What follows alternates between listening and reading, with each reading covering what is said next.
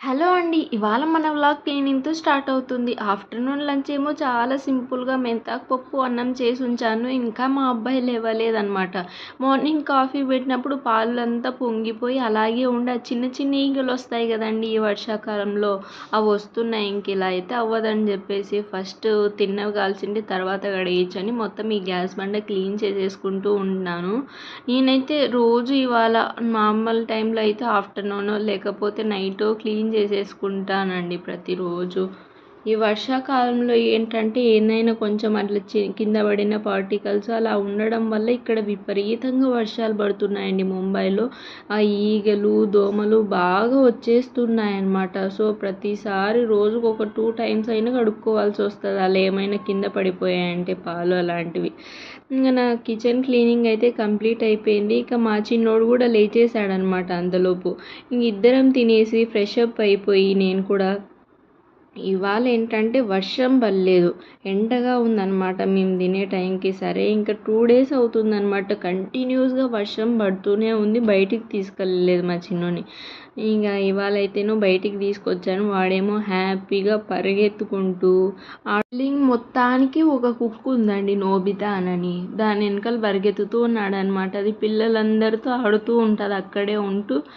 ఎవరో ఒకరు బిస్కెట్స్ లేకపోతే వాళ్ళ ఇంట్లో ఏమైనా మిగిలిపోయిన ఇంటి అలా తెచ్చి పెడుతూ ఉంటుంది. వర్షం స్టార్ట్ అవుతుందా అని ముందే తీసుకొచ్చేసాను అనమాట. ఇవాళ అయితేను కొంచెం సేపు వాడికి కూడా ఎప్పుడు ఇంట్లో మా ఫేస్లు చూడుకొని ఇంకా అక్కడ కొంచెం సేపు ఆడిన తర్వాత ఎవ్వరూ పిల్లలు లేరు, బోర్గా ఫీల్ అవుతున్నాడని మళ్ళీ మా ఇంటికి కొంచెం దూరంలో ఫ్లైఓవర్ కింద ప్లే ఏరియా ఉంటుంది, అక్కడ తీసుకొచ్చారనమాట. అక్కడైతేను అంత ఇప్పుడు వర్షాకాలం కదండి, హోమ్లెస్ పీపుల్స్ ఉంటారు కదా, వాళ్ళందరూ వచ్చేసి ఈ ఫ్లైఓవర్ కింద ఉన్నారనమాట. వాళ్ళకి ఇల్లులు ఉండవు కదా, ఇంకా వర్షం కంటిన్యూస్గా పడుతున్నప్పుడు ఎక్కడ ఉండాలి, ఎక్కడ పడుకోవాలి, వాళ్ళ లైఫ్ చాలా కష్టం అనిపిస్తుంది.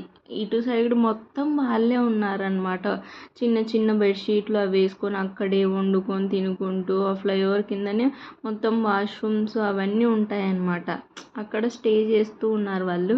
ఇంకా నేను ఎక్కువసేపు ఉండలేదు, జస్ట్ ఒక 10 మినిట్స్ ఆడుకొని వచ్చేసామన్నమాట ఇంటికి. మా ఆయన ఇవాళ తొందర వస్తా అని చెప్పాడు ఇంటికి, అందుకోసమని సాబుదానా వడ చేద్దామని నానబెట్టేసి పోయానండి. ఈ సాబుదానా వడ చాలా టేస్టీగా ఉంటుంది.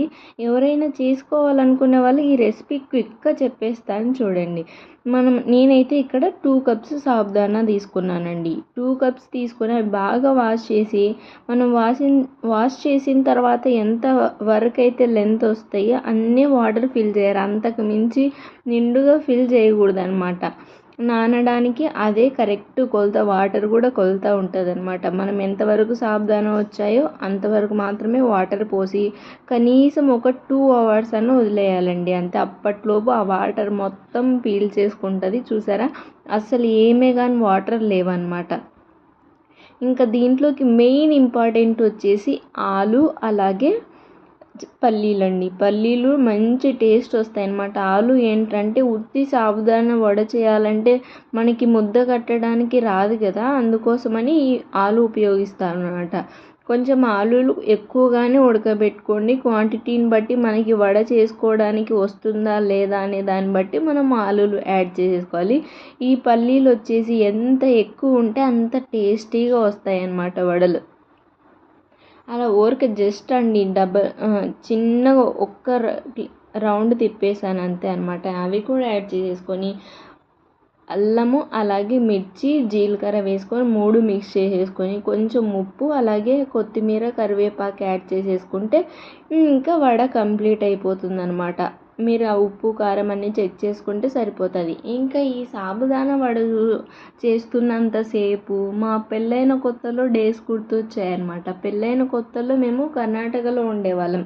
అక్కడికి వెళ్ళిన తర్వాత ఫస్ట్ మాకు అక్కడ ప్రతి సాటర్డే స్నాక్ బజార్ అని ఉండేది. మేము అక్కడికి వెళ్ళిన తర్వాత ఫస్ట్ స్నాక్ బజార్ సాటర్డే వస్తుంది చూడు, అప్పుడు మా ఆయన చాలా ఎగ్జైటెడ్గా వెళ్దాం అక్కడికి, అక్కడ సాబుదానా వడ అని కొన్ని పేర్లు చెప్పాడు. అంతవరకు నాకు అసలు కూడా తెలియదు ఈ సాబుదానాతో సగ్గుబియ్యంతో వడలు చేస్తారని. అవన్నీ ఉంటాయి, నీకు టేస్ట్ చేపిస్తానని చెప్పేసి చాలా ఎగ్జైటెడ్గా అక్కడికి పిలుచుకెళ్ళి ఈ సాబ్దాన స్టాల్ దగ్గరికి వెళ్ళి తినిపించాడనమాట. నాకు చాలా బాగా నచ్చాయి. మా ఆయనకు కూడా చాలా ఇష్టం అని తెలిసింది ఆ రోజు నాకు ఈ సాబ్దాన వడ. ఇంకా ఇంటికి వచ్చిన తర్వాత వాటిని యూట్యూబ్లో సెర్చ్ చేయడం మొదలుపెట్టాను. ఎలా చేస్తారు ఈ సాబ్దాన్ అని చెప్పేసి ఒక 20 వీడియోస్ చూసి తింటాను దాదాపు. ఇంకా అలా ఒక 2 days గ్యాప్ ఇచ్చి మా ఆయన ఇంటికి వచ్చేలోపు 2 days తర్వాత వడలు చేసి పెట్టి సర్ప్రైజ్ ఇచ్చానమాట. మా ఆయన రియాక్షన్ అయితే అప్పుడు ప్రైస్లెస్ అసలు. ఆ రియాక్షన్ అయితేను చాలా హ్యాపీగా ఫీల్ అయ్యాను. నీకే వచ్చా ఇది, ఎప్పుడు తెలుసుకున్నావు, ఎప్పుడు చేసావు అని చెప్పేసి. ఇంకా ఇలా చేశాను అని చెప్పిన తర్వాత ఆయన చాలా హ్యాపీగా టేస్ట్ కూడా చాలా బాగున్నాయని చెప్పేసి తినడం మొదలుపెట్టాడు. అయినా ఆ డేస్ చాలా బాగుండేవండి.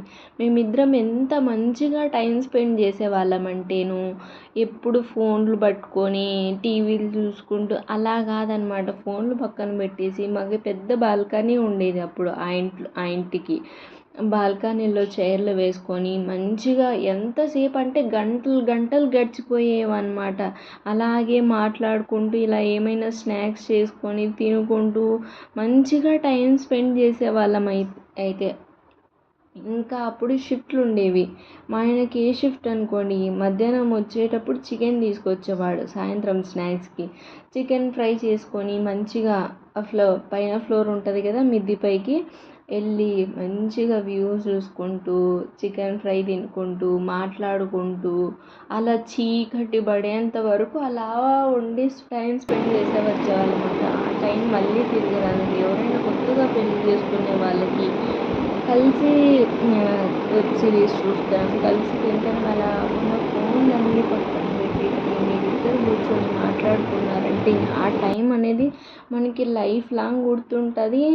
ఇప్పుడు ఏంటంటే వన్స్ ఒక్కసారి పిల్లలు పుట్టిన తర్వాత మీకు టైం స్పెండ్ చేద్దామన్నా కూడా టైం దొరకదనమాట. ఆ సిచ్యువేషన్లో మేము ఉన్నాం కాబట్టి ఇప్పుడు చెప్తున్నాను.